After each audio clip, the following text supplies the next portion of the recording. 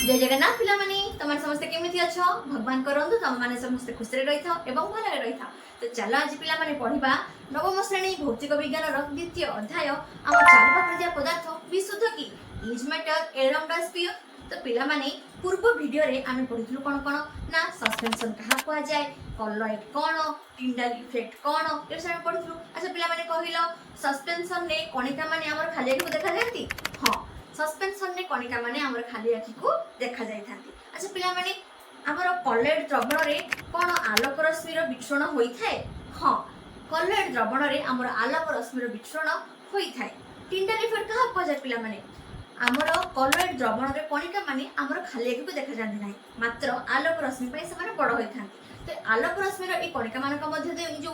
गति होई थाए सेही विक्षण को हमें कहि थाउ कोन टिंडल इफेक्ट। ठीक अछि पिला माने तो टिंडल इफेक्ट हमर सस्पेंशन एवं कॉलॉइड रे देखा जाय थाए मात्र समजातीय द्रवण रे यहा देखा जाय न थाए। ठीक अछि पिला माने आ कॉलॉइड सस्पेंशन हेउचंदी असमजातीय मिश्रण। या विषय में डिटेल्स में हम पढि साथलु आ या विषय में डिटेल्स जानिया पई चाहत ताले मोर डिस्क्रिप्शन बॉक्स को जाई क्लिक करी कि देखि परिबो एवं सब्सक्राइब मध्ये कर देबो। अच्छा पिला माने केंद्राकर्षण प्रक्रिया मध्ये पद्धति विषय में आमे पढि साथलु नेक्स्ट वीडियो रे कोन पढिथलु ना हमर जो मिश्रण रहिचंती से मिश्रण रो आमे किपरि भौतिक प्रक्रिया माध्यम रे केतेक आमे उपादान मान को अलग कर परबा जेपरि कि हमर पाछुडीबा बा हमर छाणीबा जेमिति कि तुम चारू हमर चा जो तुम सर्व करूचो तुम कोन करचो ना छाकणी सा बाहर करी तुम दउचो। ठीक अछि आ कोन जे चावल रे बोडी सब रहि जाय तुम कोन करचो ताको चलौचो चले द्वारा तुम बोडी गुडा ऊपर रहि गला चावल गुडी को तुमरो बाहरी गले पाछुडी दउचो जहा पर बोडी मध्ये तुम बाहर जाउची ना पिला माने। अच्छा आउ कोन ना हमर परिश्रमण प्रक्रिया माध्यम रे आमे कोन करूचे ना बाली पानी जो रहिची ताको मध्ये हम फिल्ट्रेशन करि पारु परिश्रमण जो फिल्टर पेपर रहिची कोन करचो ना ताको फनेल माध्यम रे जो फिल्टर पेपर को दे दोचो बाली पानी ढाल दो द्वारा बाली गुडी को हमर कठोर गुडी को रहि गले ऊपर तळे हमर पानी बाहरी गला ताको आमे पुणी पद्धति माध्यम रे हमर को ताको फुटौचो तापर ताको फिल्टर करचो तापर पुणी जाके हम ताको पूरा परिष्कार पानी रे हमें परिणत करछु। ठीक अछि पिला तो एई सब वाला भौतिक प्रक्रिया केंद्राकर्षण प्रक्रिया कोन जो थरे कि हमर कोन होची ना हमें क्षीर रु सर को बाहर करि पारुछु आ कोन होची क्षीर रु पनीर को बाहर करि पारुछु क्षीर रु लहुनी को बाहर करि पारुछु कि हमर जो ब्लड टेस्ट होची कि यूरिन टेस्ट होची से सब लैब रे मध्ये हमर केंद्राकर्षण प्रक्रिया को यूज करा जाउची। लुगा सफाई जो लुगा को सुखेरा प्रक्रिया रे मध्ये हमर केंद्राकर्षण प्रक्रिया हमर यूज होची ना एबे डिटेल्स से पढि साथिलु। अच्छा आज हमें आउ किछि पद्धति पढिबा जहा माध्यम रे कि हमें मिश्रण रूप उपादान मान को अलग करबा। तो प्रथम बढ़िया चलो जो माने कि हमर तळ पदार्थ रहिसंती बा कठोर पदार्थ रहिसंती जो माने कि मिसु नथिबे किंतु समान मिश्रण मिसु नथिबे किंतु मिसि जाइथे जेमिति कि हमर तेल रे पानी रे जे हमर तेल मिसि जाइछ पिला माने। ठीक अछि ताको केमति अलग करबा से विषय में आज पढिबा। तो चलो पढिबा कोन ना पृथक्करण फनेल सहायता रे आमे तेल और जल रो मिश्रण को अलग कर परिबा। पृथक्करण फनेल सहायता रे हमें कोन करि परिया पिला माने ना हमर जो तेल और जल जो मिश्रण को हमें अलग कर परिया। ठीक अछि पिला माने एमानकर सांद्रतार पार्थक्य जेबु दुईटी स्तर रे पृथक करि होय। तेल को पिला माने पानी रे पकई दियो कोन के देखिछ कोन तेल हमर ऊपर भासु थाए पानी तळे रहि थाए तो सांद्रता पे माने अधिक कहार रहिला पानी रो तेल रो सांद्रता कम रहिला झार कम से ऊपर भासु जेमति क्षीर रे सर कम थला पिला माने सांद्रता हमर सर रो ये करिया द्वारा सरटा हमर ऊपर भासुतला क्षीर हमर तळे रहि जाउतला ना ना पिला माने। ठीक सेमति हमर एटी कोन हला ना तेल हमर ऊपर भासिला तळे पानी रहिला तो ताको अलग करिया पे हमें कोन करबा ना पृथ्वीकरण फनेल सहायता रे ताको अलग करबा। तो किपरि करबा देखो ए चित्र सहायता रे तुम बुझी पारथुबो एटा हमर गोटे पृथ्वीकरण फनेल। ठीक अछि तो सेथरे हमें लगेला कोन पिला माने स्टॉप कप लगे दबा हैला स्टॉप वाच जो जहा कहउछ बा स्टॉप कप ताको लगे दबा जहा फरे कोन हबो तमे पानी टाको ढाली देबो तेल पानी टाको ढाली देबो तेल ऊपर रहि जबो पानी तळे रहि जबो तो से स्टॉप कप तुमे ढिला कर देबो। ठीक अछि ढिला कर दा फरे कोन हबो जहा सब पानी थिला ताको तुमे बाहर कर देबो एई हार तरे तोर पानी सब ठप ठप हेकी बाहर गला जेतेबे देखिलो तेलटा पाखे आसुची सेई टाइम रे से स्टॉप को बंद कर देबो जहा फरे तेल रहि गला भितरे पानी रहि गला गोटे फनेल ले। ठीक अछि पिला तो एही प्रक्रिया माध्यम रे तमे माने जो फनेल साहाय्य पृथक्करण फनेल सहायता रे तमे पानी रो तेल को अलगा करि परिबो। ठीक अछि तो सेई अनुसार पृथक्करण फनेल होची एटा हम धरे हमर केरोसिन तेल रहिची ऊपर आ एटा होची जल। ठीक अछि जल तमे बाहरी गला केरोसिन तेल ऊपर रहि गला तो तमे स्टॉप को खोली दोचो जल बाहरी गला स्टॉप को बंद कर दोचो तेल रहि गला भीतर। ठीक अछि या এই ମାଧ୍ୟମରେ ମଧ୍ୟ ତମେ ମାନେ ମିଶ୍ରଣରୁ ଆମର ତେଲ ଆଉ ଜଳର ମିଶ୍ରଣରୁ ତେଲକୁ ଆଉ ପାଣିକୁ ଅଲଗା କରିପାରିବ। ୟା ମାଧ୍ୟମରେ ମଧ୍ୟ ଆଉ ଗୋଟେ ମଧ୍ୟ ହେଇପାରିବ, ତୁମର ଯାହାର ନାଁ ହେଉଛି କ'ଣ ନା ଲୁହାକୁ ତାହାର ଧାତୁପିଣ୍ଡରୁ ଅଲଗା କରିବା ପାଇଁ କଲାବେଳେ ଏହି ପଦ୍ଧତିରେ ହାଲୁକା ଧାତୁମଳ ଯାହାକୁ ତୁମେ ସ୍ଲାଗ୍ କହୁଛ ଉପରେ ସ୍ତରରେ ଅଲଗା କରି ଦିଆଯାଏ, ଯାହା ଫଳରେ ତରଳ ଲୁହା ଫର୍ନେସର ତଳେ ବସିଯାଏ। ମାନେ ଲୁହାର ଫର୍ନେସର ଗୁଡ଼ିକ ତଳେ ବସିଯିବ, ସେଟା କାହିଁକି ତ ତାର ସାନ୍ଦ୍ରତା ଅଧିକ ଅଛି ପିଲାମାନେ, ଠିକ ଅଛି। ଆଉ ଉପରେ ଯୋଉ ସ୍ଲାବ୍ ଗୁଡାକ ସେ ରହିଗଲେ ତ ଯୋଉମାନେ ଭାରି ସେମାନେ ତମର ବାହାରି ଯିବେ, ତଳେ ରହିଯିବେ, ଆଉ ଉପରେ ଯୋଉଗୁଡ଼ିକ ମାନେ ସାନ୍ଦ୍ରତା କମ୍ ସେ ଉପରେ ରହିଯିବ। ତ ୟା ମାଧ୍ୟମରେ ମଧ୍ୟ ଆମେ ଆମର ଯୋଉ ଲୁହାପିଣ୍ଡ ଧାତୁମଳକୁ ମଧ୍ୟ ଆମେ ଅଲଗା କରିପାରିବା, ଠିକ ଅଛି ପିଲାମାନେ। ତ ତେଲ ଜଳର ମିଶ୍ରଣ ମଧ୍ୟ ଆମେ ଅଲଗା କରିପାରିବା ଏହା ମାଧ୍ୟମରେ, ଏଇ ଯୋଉ ପୃଥକୀକରଣ ଫନେଲ ମାଧ୍ୟମରେ, ଏବଂ ଲୁହାର ଯୋଉ ଧାତୁମଳ ଯୋଉ ରହିଛି ତାକୁ ମଧ୍ୟ ଆମେ ଅଲଗା କରିପାରିବା, ଠିକ ଅଛି ପିଲାମାନେ। ତ ଏଇ ଚିତ୍ର ସାହାଯ୍ୟରେ ଆମେ ବୁଝିପାରୁଥିବୁ ବୋଲି ଭାବୁଛି, ଠିକ ଅଛି। ମୁଁ ସ୍କ୍ରିନରେ ମଧ୍ୟ ଲଗେଇଦେବି, ଠିକ ଅଛି। ତ ଏଇପରି ଭାବରେ ଆମର ପୃଥକୀକରଣ ଫନେଲ ମାଧ୍ୟମରେ ଆମେ ଜଳ ଏବଂ ତେଲର ପୃଥକୀକରଣ କରିପାରିବା ଏବଂ ଲୁହାକୁ ଯୋଉ ତାର ଧାତୁପିଣ୍ଡରୁ ଅଲଗା କରିବା ପାଇଁ ମଧ୍ୟ ଆମେ ଏଇ ପ୍ରଣାଳୀ ମାଧ୍ୟମରେ ଆମେ ତାକୁ ଅଲଗା କରିପାରିବା। ଏବେ ଚାଲ ଜାଣିବା ନେକ୍ସଟ ଆମର ପଦ୍ଧତି ବିଷୟ। ଏବେ ଚାଲ ପିଲାମାନେ ଆଉ ଗୋଟେ ପଦ୍ଧତି ବିଷୟରେ ଜାଣିବା, ଯାହାର ନାଁ ହେଉଛି କ'ଣ ନା ଊର୍ଧ୍ୱପାତନ ପ୍ରଣାଳୀ। କ'ଣ ଏଇ ଊର୍ଧ୍ୱପାତନ ପ୍ରଣାଳୀ ପିଲାମାନେ? ତା ପୂର୍ବରୁ ଆମକୁ ତାହେଲେ ଜାଣିବା ଊର୍ଧ୍ୱପାତନ ପ୍ରକ୍ରିୟା କ'ଣ। ଆଚ୍ଛା ପିଲାମାନେ, ପୂର୍ବ ଆମେ ଯୋଉ ବିଷୟଟି ରହିଛି ଆମ ଚତୁଃପାର୍ଶ୍ୱରେ ଥିବା ପଦାର୍ଥ, ସେଇ ପଦାର୍ଥରେ ଆମେ ଊର୍ଧ୍ୱପାତନ କ'ଣ ପ୍ରକ୍ରିୟା ଆମେ ବୁଝିଥିଲୁ କ'ଣ ନା ଯୋଉଥିରେ କି ଆମେ କଠିନ ପଦାର୍ଥଟି ଆମର ପରିଣତ ହେଇଯିବ କୋଉଥିରେ ଗ୍ୟାସୀୟ ପଦାର୍ଥରେ, ଠିକ ଅଛି। ସେ ତଳ ଅବସ୍ଥାକୁ ନ ଯାଇ ସେ ସବୁ ଭାବରେ ଗ୍ୟାସୀୟ ଅବସ୍ଥାକୁ ପଳେଇଯିବ। ସେଟା ଆମର ଯାଉଥିଲେ କିଏ ପିଲାମାନେ? ଆମର କର୍ପୂର, ଗନ୍ଧ କର୍ପୂର, ନାଫ୍ଥଲିନ ଯାହାକୁ ତୁମେ କହୁଛ। କର୍ପୂରକୁ ଯେତେବେଳେ ତୁମେ ଗରମ କରିବ ସେତେବେଳେ କ'ଣ ହବ ନା କର୍ପୂରଟି ଆମର ଗ୍ୟାସୀୟ ଅବସ୍ଥାକୁ ସିଏ ଚାଲିଯିବ, ତରଳ ଅବସ୍ଥାକୁ ସିଏ ଯିବ ନାହିଁ। ତ ଯେତେବେଳେ ଆମର ଏଇ ଏମୋନିୟମ କ୍ଲୋରାଇଡ୍ ମଧ୍ୟ ଗୋଟେ ଆମର ଊର୍ଧ୍ୱପାତୀ ଉପାଦାନଟିଏ, ଠିକ ଅଛି। ତ ଏଇ ଯେତେବେଳେ ଏମୋନିୟମ କ୍ଲୋରାଇଡ୍ ସହିତ ଯେତେବେଳେ ଆମର ଲୁଣ ମିଶିଯିବ ସେତେବେଳେ କ'ଣ ହବ, ସେଇ ଉପାଦାନକୁ ଆମେ ସେଇ ଯୋଉ ମିଶ୍ରଣକୁ ଆମେ କିପରି ଅଲଗା କରିବା ନା ଆମର ଏଇ ଊର୍ଧ୍ୱପାତନ ପ୍ରଣାଳୀ ମାଧ୍ୟମରେ ତାକୁ ଆମେ ଅଲଗା କରିପାରିବା, ଠିକ ଅଛି। ଆମର ଯୋଉ ଏଇ ଏମୋନିୟମ କ୍ଲୋରାଇଡ୍ ନୁହେଁ କି ପିଲାମାନେ, ଏମୋନିୟମ କ୍ଲୋରାଇଡ୍ ମଧ୍ୟ ଆମର ଏଇ ଲୁଣ ଭଳିଆ ଦେଖିବା ପାଇଁ ହ୍ୱାଇଟ୍ କଲରର, ଠିକ ଅଛି। ଇଏ ଗୋଟେ କ୍ରିଷ୍ଟାଲାଇନ୍ ସଲ୍ଟଟିଏ। ଆଉ କ'ଣ ଇଏ ବହୁତ ମେଡିସିନ ଇଏରେ ବି ମଧ୍ୟ ୟୁଜ୍ ହୁଏ, କେତେକ ଆଉ ସବୁ ପରୀକ୍ଷଣ ମାନଙ୍କର ମଧ୍ୟ ୟୁଜ୍ କରାଯାଏ, ଠିକ ଅଛି। ତ ୟାର ସଂକେତ କ'ଣ ପିଲାମାନେ ଏମୋନିୟମ କ୍ଲୋରାଇଡ୍ର ନା ଆମର NH4Cl।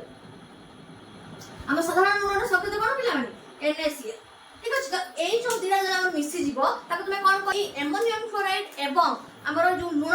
ମିଶ୍ରଣଟି ହେଇଯାଇଛି, ତ ସେଇ ମିଶ୍ରଣକୁ ଆମେ କିପରି ଅଲଗା କରିପାରିବା ନା ଏଇ ଊର୍ଧ୍ୱପାତନ ପ୍ରଣାଳୀ ମାଧ୍ୟମରେ ହିଁ ଆମେ ତାକୁ ଅଲଗା କରିପାରିବା, ଠିକ ଅଛି। ତ ତାକୁ ଆମେ କ'ଣ କରିବା, କେମିତି କ'ଣ କରିବା ତାର ଦେଖିବା। ଆଚ୍ଛା, ମିଶ୍ରଣକୁ ଗରମ କଲେ ଏଥିରେ ଥିବା ଊର୍ଧ୍ୱପାତୀ ଉପାଦାନଟି ଅଣ ଊର୍ଧ୍ୱପାତୀ ଉପାଦାନ ଠାରୁ ଅଲଗା ହୋଇ କଠିନରୁ ସିଧାସଳଖ ଗ୍ୟାସରେ ପରିଣତ ହେଇଯିବ। ଆଚ୍ଛା ପିଲାମାନେ, ଆମର ଏମୋନିୟମ କ୍ଲୋରାଇଡ୍ ଏବଂ ଲୁଣର ମିଶ୍ରଣରେ ଆମର କିଏ ହେଉଛି କହିଲ ଊର୍ଧ୍ୱପାତୀ ଉପାଦାନ? ଊର୍ଧ୍ୱପାତୀ ଉପାଦାନ ହେଉଛି କିଏ ନା ଏମୋନିୟମ କ୍ଲୋରାଇଡ୍, ଆଉ ଅଣ ଊର୍ଧ୍ୱପାତୀ ଉପାଦାନଟି ହେଉଛି ଲୁଣ, ଠିକ ଅଛି। ତ ଯିଏ ଊର୍ଧ୍ୱପାତୀ ଉପାଦାନଟି ସିଏ କ'ଣ ହବ ନା କଠିନରୁ ସିଧାସଳଖ ଭାବରେ ଗ୍ୟାସୀୟରେ ପରିଣତ ହେଇଯିବ, ଠିକ ଅଛି। ଆଉ ଯିଏ ଅଣ ଊର୍ଧ୍ୱପାତୀ ଉପାଦାନ ସିଏ ଯେମିତି ଥିଲା ସେମିତି ରହିବ, ଠିକ ଅଛି। ତ ତାକୁ ତୁମେ କ'ଣ କରିବ ନା ଗୋଟେ ଫନେଲ ଆମର ଗୋଟେ ଚିନା ପାତ୍ରରେ ତୁମେ ସେଇ ଯୋଉ ମିଶ୍ରଣକୁ ରଖିଦେବ, ଠିକ ଅଛି। ଦେନ୍ ତାକୁ କ'ଣ କରିବ, ଗୋଟେ ଷ୍ଟାଣ୍ଡ ଉପରେ ତାକୁ ରଖିଦେବ। ଦେଖ, ଗୋଟେ ଷ୍ଟାଣ୍ଡ ଉପରେ তুমি ରଖିଦେବ କ'ଣ ନା ଗୋଟେ ଚିନା ପାତ୍ରଟେ, ସେ ଚିନା ପାତ୍ରରେ ତୁମର ମିଶ୍ରଣଟି ଅଛି, ସେ ଷ୍ଟାଣ୍ଡ ତଳେ ତମେ ଗୋଟେ ଲଗେଇଦେବ ଲ୍ୟାମ୍ପ, ସ୍ପିରିଟ୍ ଲ୍ୟାମ୍ପ। ତୁମର ଏଇ ଯୋଉ ପୁରା ଯୋଉ ତୁମକୁ ସେଟଅପ୍ ପିଲାମାନଙ୍କୁ ଦେଖାଯାଉଛି ଇଏ ତୁମକୁ ପୁରା ମିଳିଯିବ କେମିଷ୍ଟ୍ରି ଲ୍ୟାବ୍ରେ। କେମିଷ୍ଟ୍ରି ଲ୍ୟାବ୍ରେ ଯେତେବେଳେ +2 ପଢ଼ିବ ନା ପିଲାମାନେ, ସେତେବେଳେ ତୁମେ ସବୁ ପରୀକ୍ଷଣ କରିବ, ତ ସେତେବେଳେ ତୁମକୁ ସବୁ ଏଗୁଡ଼ା ସବୁ ମିଳିଯିବ, ଠିକ ଅଛି। ଆଚ୍ଛା, ତ କ'ଣ ନା ତୁମର ଏଇ ଯୋଉ ଷ୍ଟାଣ୍ଡ ତଳେ ତୁମେ ରଖିଦେବ ତୁମର ଯୋଉ କ'ଣ ଲ୍ୟାମ୍ପ ରଖିଦେବ, ନିଆଁ ଜଳିବ ତା ପାଇଁ। ତା ଉପରେ ରଖିଦେବ କ'ଣ ଚିନା ପାତ୍ର, ସେ ଚିନା ପାତ୍ରରେ ତୁମର ମିଶ୍ରଣଟି ରହିଲା। ସେଇ ମିଶ୍ରଣକୁ କ'ଣ କରିବ ନା ଯେତେବେଳେ ନିଆଁ ଲାଗିବ ନା ତୁମେ ତାପରେ କ'ଣ କରିବ ନା ଗୋଟେ ଫନେଲକୁ ରଖିଦେବ, ଠିକ ଅଛି। ସେ ଫନେଲରେ ଯେମିତି ଏୟାର ପାସ୍ ନ କରିବ ସେଥିପାଇଁ ଗୋଟେ ତୁଳା ଠିପି ଲଗେଇଦେବ, ଠିକ ଅଛି। ତୁଳା ଠିପି ଲାଗିଗଲା ଫଳରେ କ'ଣ ହବ ନା ପୁରା ଆମର ଏୟାର ଆଉ ପାସ୍ କରିପାରିଲାନି, ନିଆଁ ଲାଗିଲା ସେତେବେଳେ କ'ଣ ହବ ନା ସେ ଯୋଉ ମିଶ୍ରଣ ଥିବ ସେଇ ମିଶ୍ରଣରୁ ଯିଏ ଊର୍ଧ୍ୱପାତୀ ଉପାଦାନ ମାନେ ଏମୋନିୟମ କ୍ଲୋରାଇଡ୍ ସିଏ କ'ଣ ହବ ନା ଗ୍ୟାସୀୟ ଅବସ୍ଥାକୁ ପରିଣତ ହବ। ଗ୍ୟାସୀୟ ଅବସ୍ଥା ପରିଣତ ହେବା ଦ୍ୱାରା ବାଷ୍ପ ହବ ସେଠି, ତ ବାଷ୍ପୀଭୂତ ହେବା ଦ୍ୱାରା ସେଠି ସେ ଯୋଉ ଆମର ଏମୋନିୟମ କ୍ଲୋରାଇଡ୍ ଗୁଡ଼ିକ କଠିନ ଆକାରରେ ସବୁ ଲାଗିଯିବେ ତାର ସାଇଡ୍ରେ, ଠିକ ଅଛି। ସାଇଡ୍ରେ ସବୁ ଲାଗିଯିବେ, ଆଉ ଲୁଣ ଯେମିତି ଥିଲା ତୁମର ସେମିତି ରହିଯିବ। ତ ଏହିପରି ଭାବରେ ଏଇ ଊର୍ଧ୍ୱପାତନ ପ୍ରଣାଳୀ ମାଧ୍ୟମରେ ହିଁ ତମେ ଆମର ଯୋଉ ମିଶ୍ରଣ ରହିଛନ୍ତି ଆମର ଯୋଉ ଏମୋନିୟମ କ୍ଲୋରାଇଡ୍ ଏବଂ ଲୁଣର ମିଶ୍ରଣ ତାକୁ ଅଲଗା କରିପାରିବ। ঠিক আছে ପିଲାମାନେ ତ ଦେଖ କୁଳାଠି ବି ଲଗେଇଦେଲା ଏଟା ହଉଛି ଫନେଲ ନାଡଟି ଏଟା ହଉଛି କଠିନ ଆମୋନିୟମ କ୍ଲୋରାଇଡ ଯୋଉ ଲାଗିକି ରହିଛନ୍ତି କଠିନ ଆମୋନିୟମ କ୍ଲୋରାଇଡ ଏଟା ହଉଛି ଚୀନା ପାତ୍ର ଏଟା ହଉଛି ଷ୍ଟାଣ୍ଡ ଆଉ ଏଟା ହଉଛି ଆମୋନିୟମ କ୍ଲୋରାଇଡ ର ମିଶ୍ରଣ ଏ ଯୋଉ ଚୀନା ପାତ୍ର ଯେଟା ରହିଛି ଆଉ ଏ ଯୋଉ ୟା ଭିତରେ ଯୋଉ ୟା ଭିତରେ ସବୁ ଗ୍ୟାସ ଭଳିଆ ସବୁ ରହି ଯାଇଛନ୍ତି ଆମୋନିୟମ କ୍ଲୋରାଇଡ ର ବାଷ୍ପ ଠିକ ଅଛି ତ ଏଇ ଉଦ୍ବାୟୀ ଉପାଦାନ କେବଳ ଆମୋନିୟମ କ୍ଲୋରାଇଡ ନୁହେଁ କର୍ପୂର ମଧ୍ୟ ହେଇପାରିବ ନାଫଥାଲିନ ବା ଯାହାକୁ ଆମେ ଗନ୍ଧ କର୍ପୂର କହୁଛେ ସିଏ ମଧ୍ୟ ହେଇପାରିବ ଆନ୍ଥ୍ରାସିନ ମଧ୍ୟ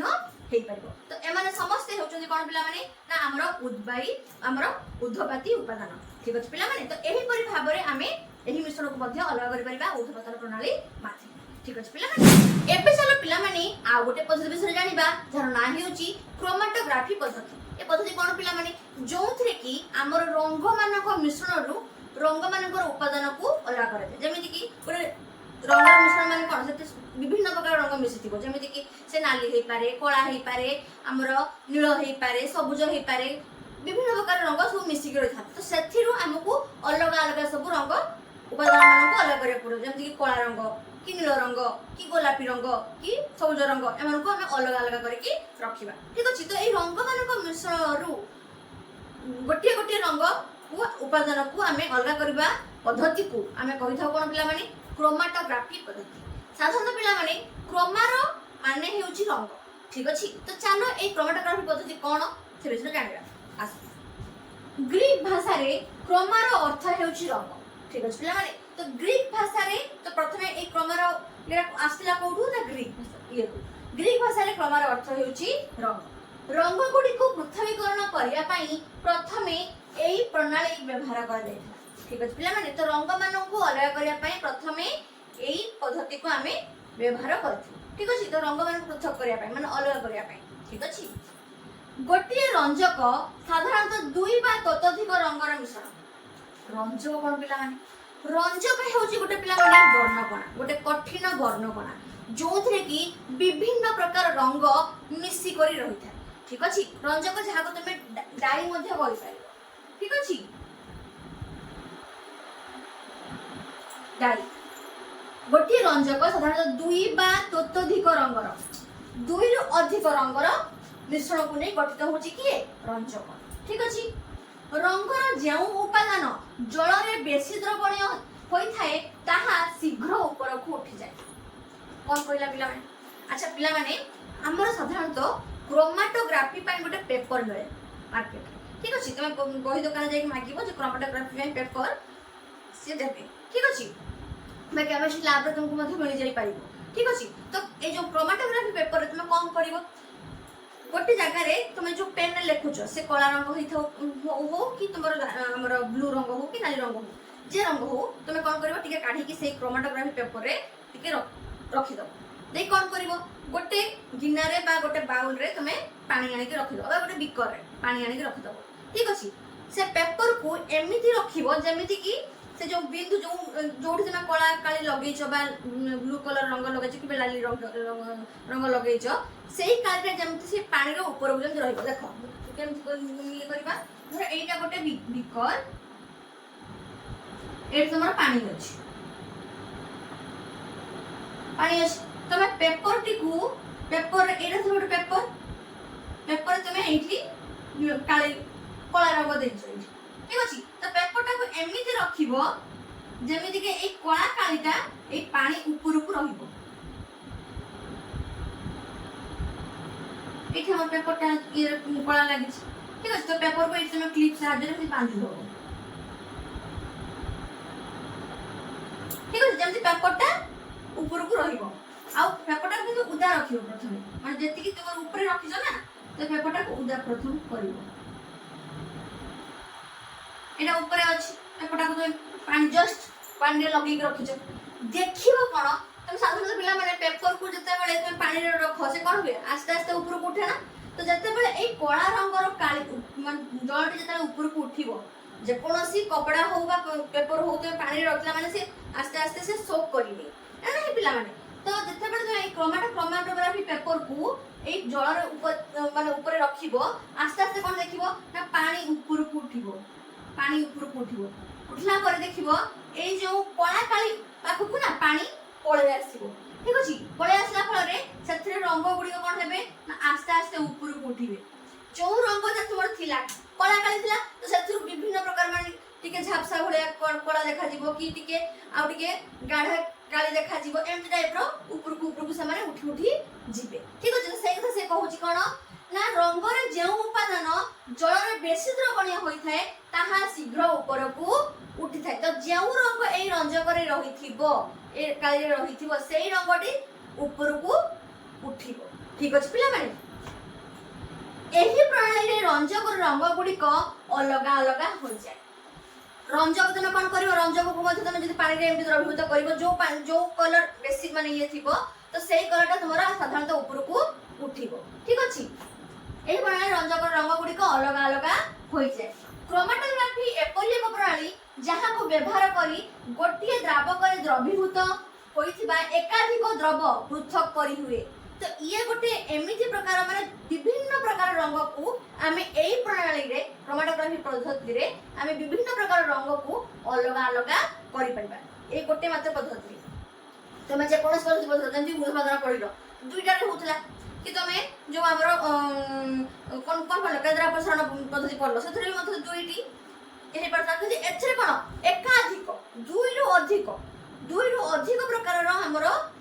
रंग को तमे अलग करि पारुचो तो सेरा को पद्धति पिला माने क्रोमैटोग्राफी पद्धति तो मन रखे पिला माने क्वेश्चन आसे क्रोमैटोग्राफी पद्धति गोटे एमिति पद्धति जोउथरे कि आमे विभिन्न प्रकार रो माने गोटे येरु आमे विभिन्न प्रकार माने उपादान को आमे अलग करि पारु से तो सेलेला एपरि एक प्रणाली जहा को व्यवहार करी गोटिए द्रव करे द्रवीभूत होइतिबा एकाधिक द्रव जलडा भितर हमर कोन विभिन्न प्रकार रंग सब मिसी रहछंती तो सेति पई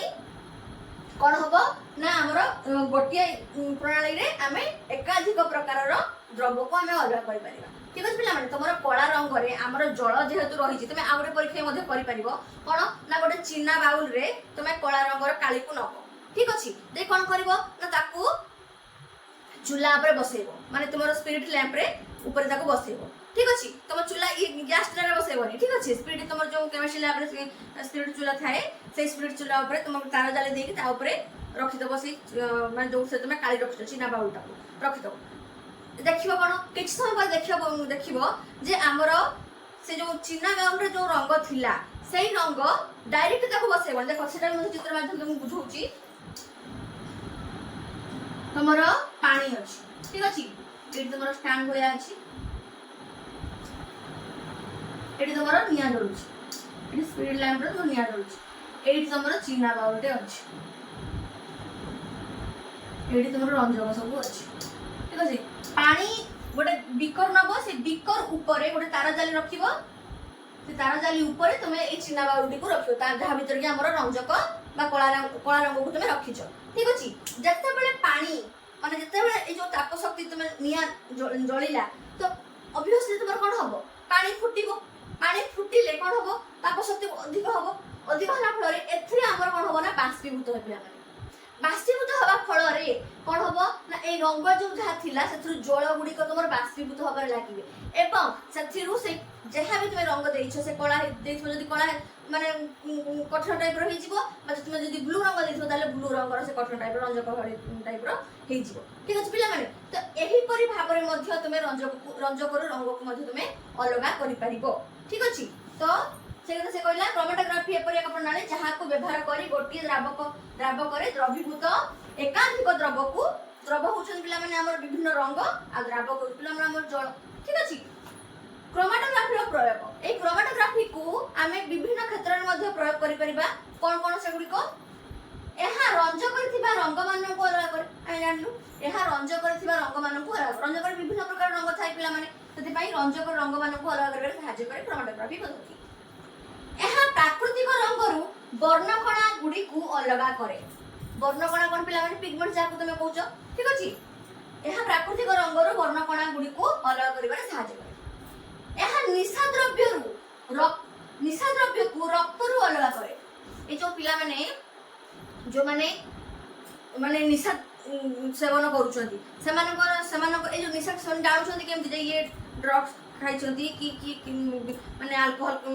सेवन करथिले जो रक्तरु निशा द्रव्य को आमे ए क्रोमैटोग्राफी पद्धति माध्यम रे ही अलग करि परिबा जहा बोल के हम जानि परिबा जे हां से माने ये हबो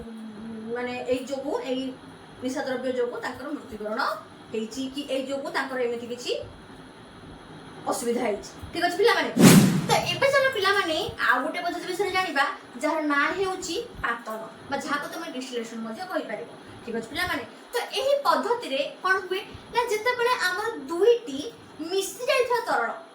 जेमिति पिला माने तुम पूर्व कोन पढिलो मिसी नथिबा तरल जेमिति कि तेल एवं जल मिसी जाउथिले ताको हम अलगा करथुले कोन केमिति अलगा करथुले पृथ्वीकरण फरल माध्यम तो तेल रही जाउथला फनेल भितर पानी गारी आसुला आ गोटे हमर जार ना नहीं तो सेटा कोन मिसु नथिले जल तेल मिसंती कि मिसु नथिले तो एई जो हम एबे पद्धति पढिबा एथिरे कोन थांती ना मिसी जाय थानी तरल तरल दुईटी मिसी जाइथे जेमिति कि गोटे होछ कोन एसिटोन आ गोटे होछ कोन ना जल एसिटोन कोन पिला माने एसिटोन गोटे होछ लिक्विड टे जे कि गोटे हाईली फ्लेमेबल माने बहुत जल्दी ये इवापोरेट हे थाए। ठीक अछि तो ये जतले जल रे मिसी जीवो तो ताकू हमें किपरि अलग करबा तो ये डिस्टिलेशन प्रक्रिया माध्यम रे कोन हुए ना एमन को हमें कोन करबा गोटे पात्र नै नबा। ठीक अछि दे कोन करबा ताको गरम करबा तो पिला माने सेमानकर सांद्रता अनुसार एमाने अलग होई थांती जलर स्फुटनांक पिला माने केते जलर नॉर्मल हमरो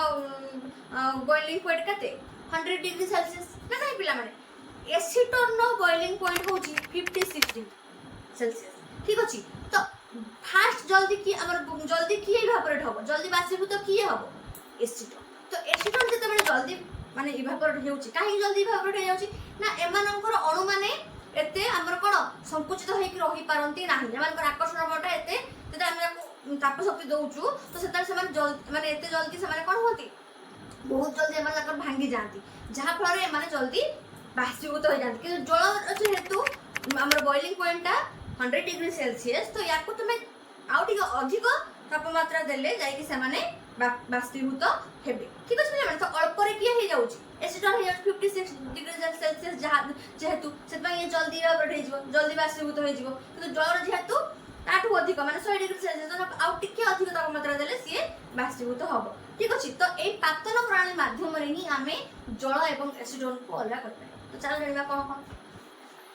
एहा एक पद्धति जेउथरे आमे एक मिश्रण रु दुईटी मिसी जाइथिबा तरल को अलग कर परिबा दुईटी मिसी जाउथि जेमति एसिटोन सहित हमर जल मिसी जाई। ठीक अछि दुईटी मिसी जाइथिबा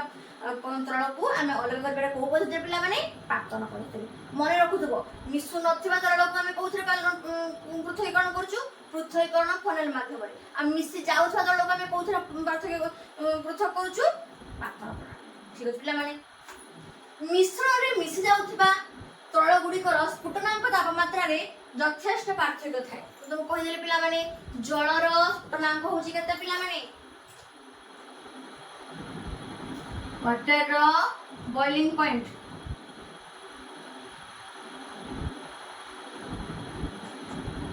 100 डिग्री सेल्सियस समिति एसिटोन एसिटोन नो बॉइलिंग पॉइंट केते पिला माने 56 डिग्री सेल्सियस। ठीक अछि तो सेथि पई एमन को जल को बाष्पीभूत होबा पई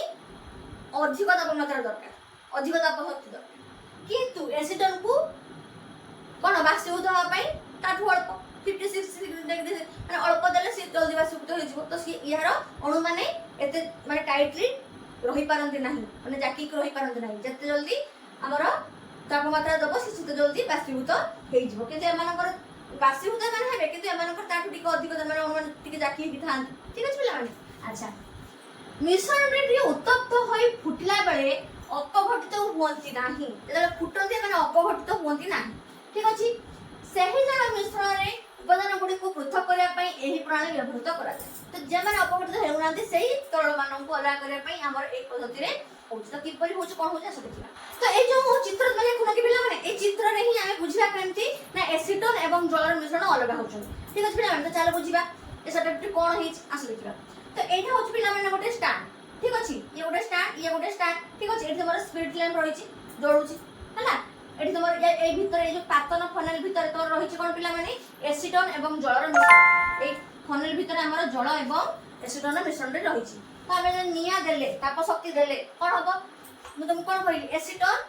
जल्दी इवापोरेट हबो तो एसीटोन इवापोरेट हेई कोन हबो या भीतर देखि जीवो गला फल रे तुमर कोन हबो ना एसीटोन हमर एठी आसी कि जल्दी जल्दी इवापोरेट हेउची तो जल बाष्प आकार रे कोन हबो एठी तुमर सब बुदा बुदा सब पड़िबे एसीटोन ठीक अछि आ जल तार संगे हेई रहिबो ठीक अछि तो एही परि भागर ए पातन प्रणाली माध्यम रे बा डिस्टिलेशन प्रक्रिया पद्धति माध्यम रे आमे जल एवं एसीटोन मिश्रण को आमे अलग अलग करि परिबा ठीक अछि पिला माने तो दुईटी तरल पदार्थ जो माने मिसि जाउचंती से मानो को आमे अलग करि परिबा को पद्धति माध्यम रे पातन बा डिस्टिलेशन पद्धति माध्यम ठीक अछि पिला माने एबे चलो जानिबा आ गोटे पद्धति विषय पिला माने जार ना हेउची आंशिक पातन पातन विषय आमे जानिले ठीक से परि आंशिक पातन मध्ये होइथे किंतु यार प्रणाली टिके अलग कोन अलग आस जानिबा जेउ मानकर स्फुटनांक मध्ये रे पार्थक्य 25 केल्विन रो कम अटे सेही प्रकार दुईटी बा अधिक मिसि जाइथ जल गुडिकर मिश्रण को अलग करिया पई आंशिक पातन प्रणाली व्यवहार करा कोन कहिला पिला माने हमर जे कोनोसी मिश्रण रे जो जे कि हमर दुई अधिक उपादान माने मिसि के अछंती सेमानकर तापमात्रा 25 केल्विन रो कम हेथिबो माने -248 डिग्री सेल्सियस रु से कम हेथिबो केल्विन रु हमर सेल्सियस करिया पय पिला मन सूत्र कोन हमर सेल्सियस इक्वल टू k + 273 हम पढिछु पूर्व विषय रे प्रथम विषय हम पढिछु एटा तापर डिटेल से जाना पय चाहछु प्रथम विषय में क्लिक करके देख परिबो तो पिला माने 25 केल्विन रु कम हेथा दरकार से मिश्रण ठीक अछि ताठू अधिक हेले एई आंशिक पातन प्रणाली काम करिवो नाही ठीक अछि पिला माने तो एग्जांपल ले को माने आसीबे ना पेट्रोलियम जात द्रव्य रे बा छोट छोट अंश विशेष को अलग करिबा वायु रु विभिन्न प्रकार गैसीय उपादान को अलग करिबा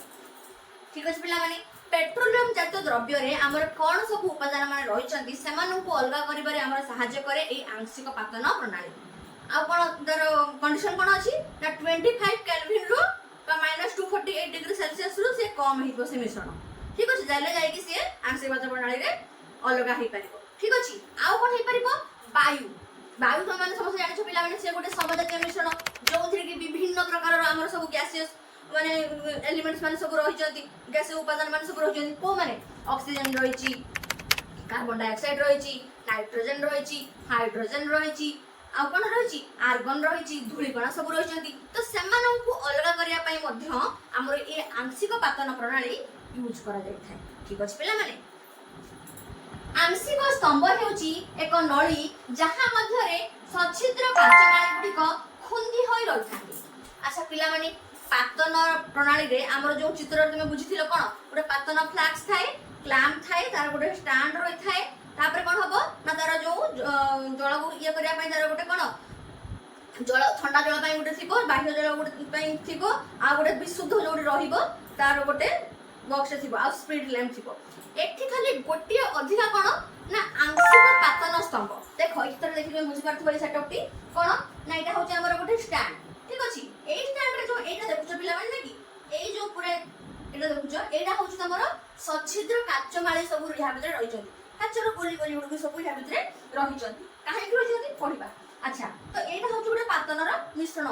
एटा थिला पातन चित्र रे हमने पातन हमर प्रणाली रे चित्र रे लगै दिस देखि पारथबो अच्छा तो ए जो फ्लास्क टी हमर रहिछा पातन रे एठी मध्ये रहि अछि या भीतर मिश्रण रहिछि जहा भी जो मिश्रण को अलग करिया पई चाहूचो आ तापर स्टैंड रे हमर रहिछि कोन स्पीड लैंप तळ रहिछि ताको मात्रा पई एटा होछि आंशिक पातन स्तंभ ठीक अछि आ एटा होछि कोन जलर कंडेंसर जो थी हमर थर्मोमीटर रहिछि थर्मोमीटर रहले से हम जानि परबो तापमात्रा केते देबा दरकार केते तापमात्रा केते कम रहे दरकार प्रेशर रहे दरकार आ एठी हमर विशुद्ध तळ उपादान ठीक अछि तो एही परि भाबरे ही हमर आंशिक पातन करा जाय थाय खाली गोटे अधिया कोन ना हे आंशिक पातन स्तंभ जहा भीतर रहिछि कोन ना हमर सच्छिद्र काच माळी गुडिक कोन से माने कोनती आंशिक स्तंभ हेउछि एक नळी जहा मध्ये सच्छिद्र काच माळी गुडिक खुंदी होई रहिथांती बाष्प बारंबार ठंडा व घनीभूत हेबा पई एही सच्छिद्र काच माळी पृष्ठ जगै थांती कोनसी हमर गैसीय उपादान को बा जो मिश्रण हमर एठारे रहिछि से मिश्रण को बाष्पीभूत करिया पई बा ठंडा करिया पई सहाय्य करिथाय एई सच्छिद्र माळी आउ कोन पृष्ठ जगाई माने जागा दिए एठारे रहिया पई कि सच्छिद्र काच माळी गुडी କାଚମାଳି ଗୁଡ଼ିକର ପୃଷ୍ଠ ବାଷ୍ପକୁ ବାରମ୍ବାର ଥଣ୍ଡା ଓ ଘନୀଭୂତ ହେବାରେ ସହାୟତା କରିଥାଏ। ଠିକ ଅଛି, ତ କାଚମାଳିର କାମ ହଉଛି କଣ ନା ସିଏ ବାଷ୍ପକୁ ବାରମ୍ବାର ଥଣ୍ଡା କରିବ ଏବଂ ଘନୀଭୂତ ମାନେ ବାଷ୍ପୀଭୂତ କରିବାରେ ମଧ୍ୟ ସାହାଯ୍ୟ କରିବ। ଠିକ ଅଛି, ତ ବୁଝିପାରିଲ ଆଂଶିକ ପାତନ ପ୍ରଣାଳୀ ଆମର କେମିତି ହଉଛି। ଡିଟେଲ୍ସରେ ଚାଲ ଜାଣିବା ଆମର ବାୟୁ କିପରି ବାୟୁରେ ଥିବା ଯେଉଁ ଆମର ସବୁ ଉପାଦାନ ମାନେ ସବୁ ରହିଛନ୍ତି କିପରି ଆଂଶିକ ପାତନ ମାଧ୍ୟମରେ ଆମର ଅଲଗା ହେଉଛନ୍ତି। ଚାଲ ଜାଣିବା। ଆଚ୍ଛା ପିଲାମାନେ ଆମେ ଏବେ ପଢିଲୁ କଣ ଯେ ଆଂଶିକ ପାତନ ପ୍ରଣାଳୀରେ ହିଁ ଆମେ ବାୟୁରୁ ସମସ୍ତ ଉପାଦାନ ମାନଙ୍କୁ ଅଲଗା କରିଥାଉ ନା ନାହିଁ। ତ ଯେଉଁ ଆଂଶିକ ପାତନ ପ୍ରଣାଳୀରେ ଆମେ ବାୟୁରୁ ସମସ୍ତ ଉପାଦାନକୁ ଅଲଗା କରୁଛୁ ଯେମିତି କି ନାଇଟ୍ରୋଜେନ ହେଇପାରେ ସେ ଆର୍ଗନ ହେଇପାରେ ବା ତମର ଅକ୍ସିଜେନ ହେଇପାରେ ବା କାର୍ବନ ଡାଇଅକ୍ସାଇଡ ହେଇପାରେ ଯାହା ବି ଆମେ ଅଲଗା କରିବା ପାଇଁ ଚାହୁଁଛୁ ତ ଏଇ ଆଂଶିକ ପାତନ ପ୍ରଣାଳୀରେ ହିଁ ଆମେ ବାହାର କରିପାରିବା। ଠିକ ଅଛି, ତା ବିଷୟରେ ଡିଟେଲ୍ସରେ ଚାଲ ଜାଣିବା କିପରି ଆମେ ଏଇ ଆଂଶିକ ପାତନ ପ୍ରଣାଳୀରେ ସମସ୍ତ ଉପାଦାନ ମାନଙ୍କୁ ବାହାର କରିବା। ଆସ ଜାଣିବା। ବାୟୁରେ ବିଭିନ୍ନ ଗ୍ୟାସକୁ ପାଇବା ପାଇଁ ଆଂଶିକ ପାତନ ପ୍ରଣାଳୀ ବ୍ୟବହାର କରାଯାଏ। ଏହା ଆମେ ପଢିଲୁ ପିଲାମାନେ ଆଂଶିକ ପାତନ ପ୍ରଣାଳୀରେ ହିଁ ଆମେ ବାୟୁରୁ ସମସ୍ତ ଉପାଦାନ ମାନଙ୍କୁ ଅଲଗା କରିପାରିବା। ସେ ହାଇଡ୍ରୋଜେନ ହେଇପାରେ ସିଏ ନାଇଟ୍ରୋଜେନ ହେଇପାରେ ସିଏ ଅକ୍ସିଜେନ ହେଇପାରେ ବା ସିଏ କାର୍ବନ ଡାଇଅକ୍ସାଇଡ ହେଇପାରେ ବା ଧୂଳିକଣା ହେଇପାରେ। ଠିକ ଅଛି ପିଲାମାନେ, ବାୟୁ ଏକ ସମଜାତୀୟ ମିଶ୍ରଣ। ଏହା ଆମେ ଜାଣିଛୁ ବାୟୁ ଗୋଟିଏ ସମଜାତୀୟ ମିଶ୍ରଣ ହୋମୋଜିନିୟସ୍ ମିକ୍ସଚର। ବାୟୁରୁ ଅକ୍ସିଜେନ ଗ୍ୟାସକୁ ପାଇବାକୁ ହେଲେ ଆମକୁ ବାୟୁରୁ ଅନ୍ୟ ଗ୍ୟାସ ମାନଙ୍କୁ ଅଲଗା କରିବାକୁ ହେବ। ବାୟୁରୁ ଅକ୍ସିଜେନ ପିଲାମାନେ ଅକ୍ସିଜେନ ସିଲିଣ୍ଡର ତମେ ସମସ୍ତେ ଜାଣିଥିବ। ଅକ୍ସିଜେନ ସିଲିଣ୍ଡରରେ କଣ ହେଇଥାଏ ପ୍ରଥମେ ବାୟୁକୁ ସଂପୀଡ଼ିତ କରାଯାଏ ତାପରେ ତାକୁ ତଳରେ ପରିଣତ କରି ସିଲିଣ୍ଡରରେ ରଖାଯାଇଥାଏ ନା ନା ପିଲାମାନେ ଯାହାକୁ କି ଆମେ ସବୁ ରୋଗୀ ମାନଙ୍କ ପାଖରେ ସବୁ ୟୁଜ କରିଥାଉ ମାସ୍କ ଲଗେଇକି ଦେଖିଥିବ ସବୁ ଆମର ହସ୍ପିଟାଲ ମାନଙ୍କରେ ୟୁଜ କରାଯାଏ ନା ନା ପିଲାମାନେ କି ଆମର ଯୋଉ ଆରୋହଣ ଯାନ୍ତ୍ରୀ ମାନେ ସବୁ ଯାଉଛନ୍ତି ଉପରକୁ ସବୁ ଯାଉଛନ୍ତି ସେମାନେ ସବୁ ଅକ୍ସିଜେନ ସିଲିଣ୍ଡରକୁ ସବୁ ନେଇକି ଯାଇଥାନ୍ତି ଅକ୍ସିଜେନ ବ୍ୟାଗକୁ। ଠିକ ଅଛି, ତ এই ଅକ୍ସିଜେନକୁ ଅଲଗା କରିବା ପାଇଁ ହେଲେ ଆଉ ଯୋଉ ସବୁ ଗ୍ୟାସ ମାନେ ରହିଛନ୍ତି ସିଏ ଆମର ନାଇଟ୍ରୋଜେନ ହେଇପାରେ କି ଆମର ହାଇଡ୍ରୋଜେନ ହେଇପାରେ କି ଆମର କାର୍ବନ ଡାଇଅକ୍ସାଇଡ ହେଇପାରେ ବା ଅନ୍ୟ ସବୁ ଧୂଳିକଣା ହେଇପାରନ୍ତି ତ ସେମାନଙ୍କୁ ଅଲଗା କରିବାକୁ ପଡିବ। ତ ସେଥିପାଇଁ ଆମର এই ଆଂଶିକ ପାତନ ପ୍ରଣାଳୀରେ ଆମେ ପ୍ରଥମେ ଅକ୍ସିଜେନକୁ ଅଲଗା କରିବା କେମିତି ନା ଅନ୍ୟ ଉପାଦାନ ମାନଙ୍କୁ ଅଲଗା କରି ସାରିକି। ଠିକ ଅଛି, ତ କେମିତି କରିବା এই ଆଂଶିକ ପାତନ ପ୍ରଣାଳୀ ଆସ ଜାଣିବା। ବାୟୁର ଚାପ ବୃଦ୍ଧି କରି ତାହାକୁ ସଂକୁଚିତ କରିବା ପରେ ତାହାର ତାପମାତ୍ରା ହ୍ରାସ କଲେ ତରଳ ବାୟୁ ମିଳିବ। ଏହା ଆମେ ଜାଣିଛୁ ଯେ ତାପମାତ୍ରା ବଢାଇ ସାରିଲା ପରେ କଣ ହବ ତାକୁ ସଂକୁଚିତ କରାଯାଏ। ଚାପ ବୃଦ୍ଧି କରି ତାହାକୁ ସଂକୁଚିତ କରିବା ପରେ ସଂକୁଚିତ କରାଯାଏ ଚାପ ବୃଦ୍ଧି କରିବା ପରେ ଚାପ ଦେଲେ ହିଁ କଣ ସଂକୁଚିତ ହବ କରିବା ପରେ ତାହାର ତାପମାତ୍ରାରେ ହ୍ରାସ କଲେ ତରଳ ବାୟୁ ମିଳିବ। ଠିକ ଅଛି ପିଲାମାନେ ମନେ ରଖିବ ବାୟୁରେ ଚାପ ବୃଦ୍ଧି କଲେ ପୂର୍ବ ବିଷୟରେ ମଧ୍ୟ ପଢିଛୁ ଯେ ବାୟୁରେ ଚାପ ବୃଦ୍ଧି କରି ତାହାକୁ ସଂକୁଚିତ କରିବା ପରେ ସେତ ତାପମାତ୍ରା ହ୍ରାସ କଲେ ଆମକୁ ତରଳ ବାୟୁ ମିଳିଥାଏ। ଆଂଶିକ ପାତନ ସ୍ତମ୍ଭରେ ତରଳ ବାୟୁକୁ ଧୀରେ ଧୀରେ ଗରମ କଲେ ବାୟୁରେ ଥିବା ଗ୍ୟାସ ଗୁଡିକ ସେମାନଙ୍କ ସ୍ଫୁଟନାଙ୍କ ଅନୁସାରେ ଭିନ୍ନ ଭିନ୍ନ ଉଚ୍ଚତାରେ ଅଲଗା ହେଇଯିବ। ତ ମୁଁ ତୁମକୁ କଣ କହିଲି ପିଲାମାନେ ଅକ୍ସିଜେନ ଗ୍ୟାସକୁ ପାଇବା ପାଇଁ ହେଲେ ଅନ୍ୟ ସମସ୍ତ ଗ୍ୟାସ ମାନଙ୍କୁ ମଧ୍ୟ ଆମକୁ ଅଲଗା କରିବା ପାଇଁ ପଡିବ। ତ ଏଇ ଯୋଉ ଆମର ଆଂଶିକ ପାତନ ରହିଛି ଆଂଶିକ ପାତନ ସ୍ତମ୍ଭ ଯୋଉଟା ତୁମକୁ ଦେଖେଇଲି ତା ପୂର୍ବରୁ କଣ କାଚ ସବୁ ମାଳି ସବୁ ରହିଛନ୍ତି। ଠିକ ଅଛି, ସେ କାଚ ମାଳି ଭିତରେ ବା ସେ ଆଂଶିକ ପାତନ ସ୍ତମ୍ଭରେ କଣ ହେଇଥାନ୍ତି ନା ଆଂଶିକ ପାତନ ସ୍ତମ୍ଭରେ ତରଳ ବାୟୁକୁ ଧୀରେ ଧୀରେ ଗରମ କଲେ ପ୍ରଥମେ ଆମେ ଗ୍ୟାସ ମାନଙ୍କୁ ଚାପ ପ୍ରଦାନ କରି ତାପମାତ୍ରା ହ୍ରାସ କରିକି ସେମାନଙ୍କୁ ତରଳ ବାୟୁରେ ପରିଣତ କଲେ ତ ଯେକୌଣସି ଗ୍ୟାସ ମିଶିକି ସେମାନେ ରହିଛନ୍ତି ତ ଗ୍ୟାସକୁ ଗୋଟେ ଇଏରେ ନେଇକି ତାକୁ ଆମେ କଣ କରିବା ତାକୁ ତାପମାତ୍ରା ମାନେ ଚାପ ଦେଇକି ତାକୁ କଣ କରିବା ତାପମାତ୍ରା ହ୍ରାସ କରିକି ତାକୁ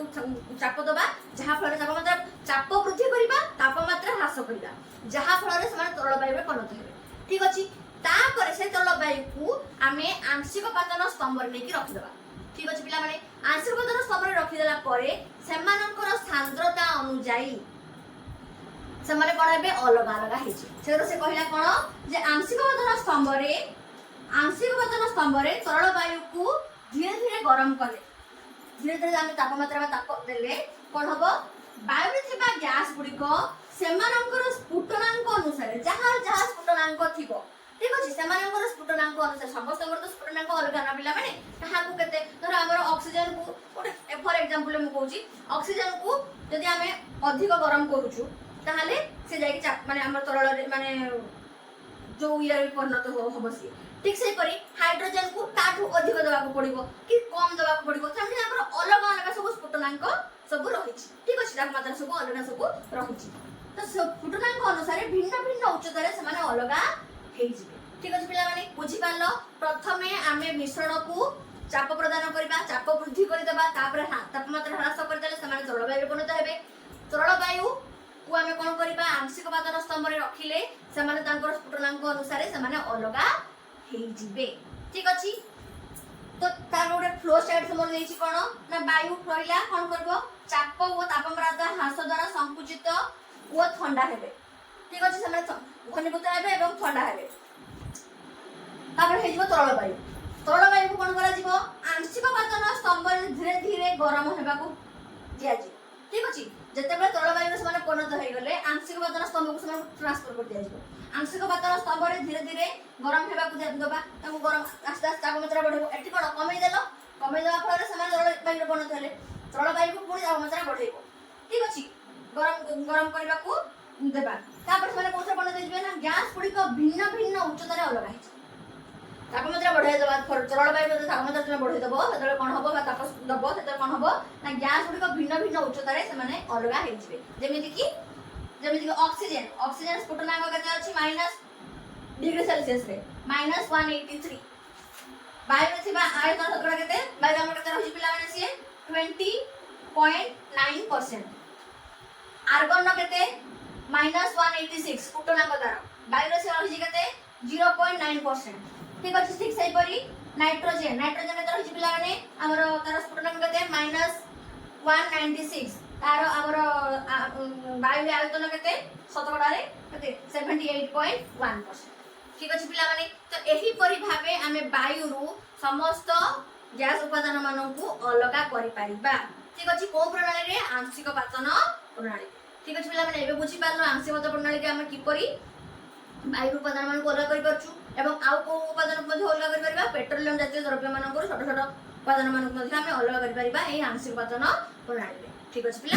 एबे से पिला माने आ गोटे पद्धति विषय जानिबा जहार ना हेउची स्फटिकीकरण पद्धति क्रिस्टलाइजेशन प्रोसेस ठीक अच्छे तो यही आम बही थी लास्ट प्रोसेस ठीक अच्छे यही पद्धति रे कौन हुए कहले पिला माने कठिन पदार्थ आम जो खाइबा लुण खाऊनु को पिला माने ठीक अच्छे तो तार विशुद्धीकरण आम समुद्र जल रु आम जानिछु जे हमर लुण मरा जाए ठीक अच्छे तो से लुण जो मरा जाए से लुण कोन आम खाइ थाउ कि ना ताकू पुणी विशुद्धीकरण करा जाए तो को प्रोसेस रे करा जाए ना हमर ए क्रिस्टलाइजेशन प्रोसेस रे ही करा जाए तो चलो जानिबा एंटायर प्रोसेस रे केमिति कोन होउछ आस जानिबा एही प्रणाली कठिन को विशोधित करिया ପାଇଁ व्यवहार होइଥାଏ एही प्रणाली रे कठिन पदार्थ को विशोधन करिबारे ये सहायता करଥାଏ जेमति कोन कहि पिला माने हमर जो समुद्र लुण भरा होउछ से लुण को विशुद्धीकरण करा जाय को पद्धति रे स्फटिकीकरण पद्धति ठीक अछि एही पद्धति रे द्रवण रु शुद्ध कठिन को स्फटिक आकार रे अलग करा जाय पारिबो एही पद्धति रे हमर लुणटा गोटे कोन पिला माने क्रिस्टलाइन गोटे कठिन पदार्थ ठीक अच्छे कर साहाय्य करुचे किए ना ए प्रोसेस स्फटिकीकरण प्रोसेस समुद्र जल रु आमे पाउथिबा लुण रे अनेक अपद्रव रही थाए एही अपद्रव गुडी को अपसारण करिया पई एही प्रणाली व्यवहार करा जाय थाए हमर पिला माने समुद्र जल को तमे माने गैस रे बसै दबो ताको फुटाइबो देले कोन हो कठिन पदार्थ सब हमर देखा जिवो तळे तो सेटा कोन हम डायरेक्ट खाइ परबे कि ना सेतर बहुत किछि हमर सब अपद्रव माने रहि जत आ बाहर किछि माने रही जंती सब जेटा कि हम शरीर ପାଇଁ ଭଲ नहे ताकू पुणी जेमति क्लियर करा जिवो ताकू से साथी रुथिबा अपद्रव मानक किपरि अलग करा जिवो ना हमर ए स्फटिकीकरण बा क्रिस्टलाइजेशन प्रोसेस माध्यम रे ठीक अछि खाली कोन समुद्र हमर लुण को माने करा जाय थे क्रिस्टलाइजेशन प्रोसेस रे ना हम जो औषध खाउचे पिला माने औषध रो मध्य हमर औषध रो मध्य पूरा जो हम औषध खाउचे हम शरीर ପାଇଁ से औषध को मध्य हमर क्रिस्टलाइज करा जाय थाए माने शुद्धि करा जाय थाए हमर ए क्रिस्टलाइजेशन प्रोसेस रे आ कोन तमे जो आखु रस रु हम चीनी पाउछु चीनी जो तमे माने खाउछु बिला धळा चीनी जो खाउछो ताको कोथि आखु रस रु ही बाहर करा जाय तो से आखु रस रु चीनी जो तमे पाउछो से चीनी को पुणी हमर स्फटिकीकरण करा जिवो तापर जाके तमे से चीनी को खाइ परिबो डायरेक्टली तुमको से चीनी माने आखु रस रु जो चीनी बाहर से चीनी को दिया जाय ताको आगे विशुद्धीकरण करा जाय तापर जाके तुमको दिया जाए ठीक अच्छे औषध को मध्य सेमती विशुद्धि करा जाय कि तुम मानकु दिया जाय मार्केट रे सेटा आसी थाए ठीक अच्छे आउ कोन होई थाए म देखो कोन एग्जांपल्स देछि हमर साधारण बाष्पीभवन कौशल ठारू हां बाष्पीभवन कौशल ठारू पिला माने आमर स्फटिकरण पद्धति बहुत भल बाष्पीभवन आम पढ़ी कौन जे साधारण लोक तुम टेम्परेचर बढ़ाईदेल निआर बसदेल से टेम्परेचर हो गला तब तुम कठिन सब दाना गुड़ पाइगल किंतु सब तुम गरम कर पिला केते कला दाना सब रही पड़ी जाए जहाँ फल कौन तुम खाई पार कि तुम शरीर से ठीक हम ना ताकू विशुद्धीकरण करा जाए ठीक अच्छे कौन ना स्फटिकरण पद्धति ठीक अच्छे तो कौन कौन सब एग्जांपल आस देखा औषधीय शुद्धिकरण कपर सल्फेट स्फटिकरण कपर सल्फेट जो रही स्फटिक कपर सल्फेट स्फटिकरण व्यावसायिक लुण तुम जो खाऊ व्यावसायिक लुण उत्पादन आखुरसर चीनी स्फटिकरण यही सब आमर एग्जांपल्स रही स्फटिकरण यही सब यही समस्त माने आमर स्फटिकरण पद्धति शुद्धिकरण होता है ठीक अच्छे तो यार प्रयोग कौन होता है ना समुद्र जल आम जो खाऊचे लुण ठीक अच्छे पे अच्छा पे तुम भाविच ये जो पानी आम पीऊचु ठीक अच्छे पानी जो पीऊचु ताकू किपर शुद्धिकरण करामर तो टांकी पानी रहीगला तुम जो आम घर को जो पानी आसूची से पानी केमी आम वाटर टैंक सब रही ना तो वाटर टैंक रू ही पानी सब आम समस्त घर मान को जोगे जाऊँ ना तो से जो घर को जो आसूची जल ताकू केमी आम पीवा जो माने पीवाई आम उपयोग कर किपर होता है आस देखा प्रथम जलभंडार आम जो रही जलभंडार रु अवशोषण टांकी को आसो प्रथम जल जो टांकी जो थे कि पानी आम कौन स्थिर भाव रहा स्थिर भाव रहा द्वारा से सब जो कठिन सब पदार्थ रही सब तले बसीगले कौन कठिन कणिका गुड़िक स्थिर हुए कठिन कणिका गुड़ी जहाँ सब रही से स्थिर होकर रही कौन ना जिते पुणी पानी आस आउ टांकी को जहाँ कहले कौन भर्ती होता टांकी जल भर्ती होता टांकी से टांकी कौन होता है ना भासमान द्रव्य मान अवशोषित हुए प्रथम जलभंडार पानी रहीगला से जलभंडार पानी एटा तुम आसी ना मैं तुम घर पर्यटन आसी ना से पानी ठीक अच्छे तुम प्रथम कौन हो जाए कम से कहला कौन है प्रथम जलभंडार पानी आस रहीगला पानी जो आउ टांकी को आसला से स्थिर भाव रहा स्थिर भाव रहा द्वारा से तले जहाँ सब आम गोड़ी मटी कि बाली जहाँ थे सब तले बसीगले ठीक अच्छे आउ जहाँ भासमान पानी गुड़िक थिला से पानी गुड़िक पलि आसबे आउ गोटे टांकी ठीक अच्छे से टांकी पुणी आउे प्यूरीफाई हम से टांकी कौन हम एठी कौन साधारण पे जो भर्ती हुआ टांकी पिटिकल दे जाए ठीक अच्छे पिटिकल देवा द्वारा भासमान अवस्था से पलि आसले आ जो कुटा कि नड़ा जहाँ भी तुम पानी थी जहाँ भी तुम बेटर मैंने रही भाषण अवस्था से सब पलि आसले टांकी को ये पिटिकल देवा द्वारा एम पुणी आउ टांकी को आसवे से पुणी आउ थे कौन से पुणी शुद्धिकरण हम से कौन हम आउ जहाँ तुम बाली कि जहाँ भी तुम किसी रही जाइए सब तले बसीजे ठीक अच्छे यहाँ परिश्रमण टांकी कहुए ये परिश्रमित हुए ठीक अच्छे परिश्रमण कला मैंने कौन हम जहाँ सब ओजनिया जहाँ जार मैंने सांद्रता अधिक थी से तले बसीजे तो कौन कौन बसीगले ना खदड़ा गोड़ी बाली गुड़िक सब रहीगले तापर आम जल उपर रहा से जल में कौन हम आउट टांकी को आसवे जहाँ तले बसीगले आउ जहाँ रही आउट टांकी को चली आसवे यही ही क्लोरिनाइजेशन होता है जहाँ बैक्टेरिया मैंने आम पानी रही जाइए से मार किए ना ये क्लोरिनाइजेशन प्रोसेस क्लोरिनाइजेशन प्रोसेस रे ही आमर पानी आमर विशोधित हो सारापर सी आ गोटे ये पाक जीव से ही आम पानी पाई पाइबा तो यही प्रकार भाव ही आम जल को पाई पारि आमर घर मान ठीक अच्छे पे तो यही भाव ही जलर शुद्धिकरण होता है ठीक अच्छे पे तो आमर आज कौन कौन सब पद्धति आम पढ़ी पे आम पढ़लु आंशिक वर्तन पद्धति पाचन पद्धति आउ कौन केन्द्रावेक्षण पद्धति आउ ऊर्ध्ववर्तन पद्धति क्रोमाटोग्राफी माने रंग को किपरि अलग करा जाउछि ठीक अछि आउ दुटी तळ मिसि जाउथबा जो पद्धति सेटा हम पढ़लु आ कौन पृथक्करण फनेल ले किपरि अलग करि परछु से पद्धति हम विषय मध्ये हम पढ़लु आ कौन पढ़लु ना हमर स्फटिकीकरण पद्धति से विषय मध्ये हम पढ़लु ठीक अछि तो एई सब पद्धति माने हम सब पढ़िगलु तो पिला माने आज रो क्लास तो मानको किपरि लागिला कमेंट सेक्शन रे लिखि जणै जदि पिला माने किछि डाउट्स रहउछि कमेंट सेक्शन रे लिखि निश्चित जणाइबो ठीक अछि म रिप्लाई निश्चित देबी आ कौन पिला माने क्लास को देखिबो नोट्स बनैबो एवं जदि किछि डाउट्स रहउछि मते पछारि पारिबो ठीक अछि लाइक कर देबो शेयर कर देबो सब्सक्राइब कर देबो रहिली धन्यवाद।